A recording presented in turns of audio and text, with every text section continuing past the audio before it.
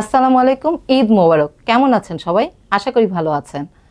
ঈদ মানেই আমাদের আনন্দের একটি দিন। ঈদ মানে উৎসবের একটা দিন। ঈদে কিন্তু আমরা অনেক আপ্যায়ন করতে পছন্দ করি, মেহমানদারি করতে পছন্দ করি। ঈদে আমরা কিন্তু খুব রকমারি খাবার রান্না করতে পছন্দ করি, খেতে পছন্দ করি। একটা জিনিস খেয়াল করবেন, ঈদে কিন্তু আমাদের অনেক ধরনের মাংসের আইটেম বা মাংসের পদ, নানান ধরনের পদ রান্না করা হয়। যেমন গরুর মাংসের কাবাব হয়, অথবা গরুর মাংসের বিফ ভুনা হয়, বিফ রেজালা হয়, মাটন রেজালা হয়, বিভিন্ন ধরনের কাবাবের রেসিপি হয়, চিকেন গ্রিল হয়। এই জাতীয় মাংসের রেসিপি কিন্তু প্রচুর থাকে, যার ফলে অতিরিক্ত পরিমাণে রেড মিট গ্রহণ করার ফলে কিন্তু আমাদের ইউরিক অ্যাসিডটা বেড়ে যেতে পারে, অথবা যারা হৃদরোগে ঝুঁকিতে ভুগছেন তাদের হৃদরোগের ঝুঁকির সম্ভাবনা বেড়ে যেতে পারে।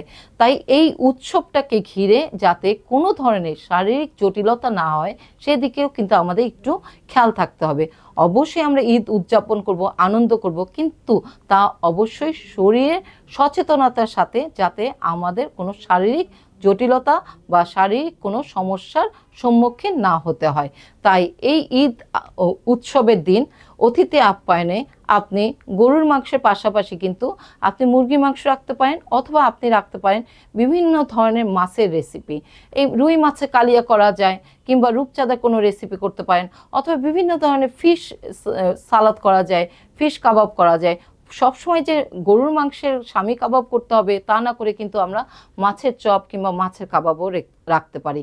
মাছের যে গুড অ্যামাইনো অ্যাসিডগুলো, যা আমাদের কিন্তু হৃদরোগের ঝুঁকি কমাতে সাহায্য করে এবং আমাদের সুস্থ থাকতে সাহায্য করবে।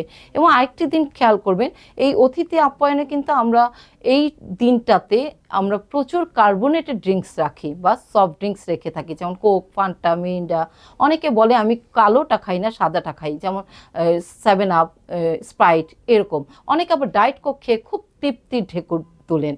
আসলে এগুলো কোনোটাই না নিয়ে আমরা কোক, ফান্টা, মিরিন্ডা বা কার্বোনেটেড ড্রিঙ্কসের পরিবর্তে কিন্তু আমরা ঘরে তৈরি কোনো ড্রিঙ্কস বা ঘরে তৈরি কোনো বোরহানি, মাঠা, বা আমরা ঘরে কোনো তৈরি কিন্তু স্মুদি রাখতে পারি, যা অতিথি আপ্যায়নে আপনার একটু ভিন্নতা আসলো, একটু নতুনত্ব আসলো, এবং আপনি শারীরিক জটিলতা মুক্ত হতে পারলেন। তাই আবারও ঈদের শুভেচ্ছা জানাচ্ছি। ঈদের সুস্থ, স্বাভাবিক, আনন্দের সাথে ঈদ উদযাপন করুন। আল্লাহ হাফেজ।